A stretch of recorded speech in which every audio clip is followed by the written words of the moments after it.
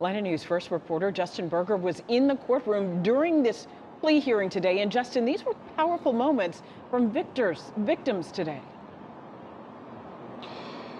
Yeah, Tracy, that's right. And their attacker, Wesley Cooley, sat there in the courtroom quiet and collected throughout the hearing. But for his victims, finally, justice was delivered. So it'll be life without the possibility of parole, plus 50 years. Take him away.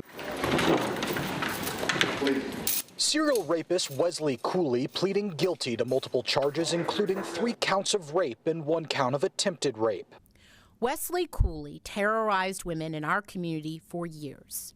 And today, his victims finally received justice.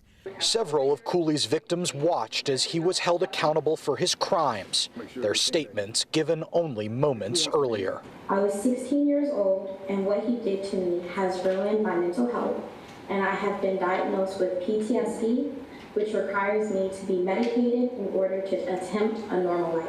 The prosecution says Cooley would offer his victims a ride while they were alone, drove them somewhere else, and then assaulted them.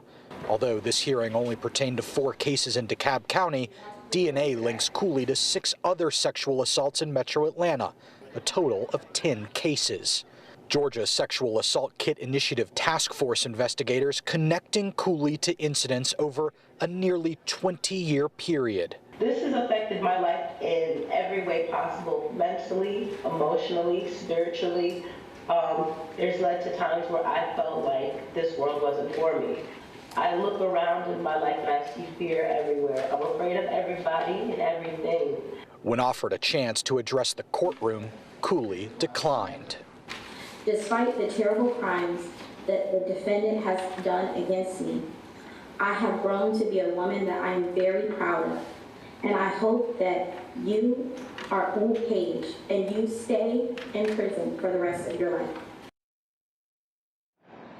Now, DeKalb County's district attorney speaking directly to victims after that hearing, hoping today's sentence will bring them a measure of closure and a bit of comfort. We're live in front of the DeKalb County Courthouse. Justin Berger, Atlanta News First.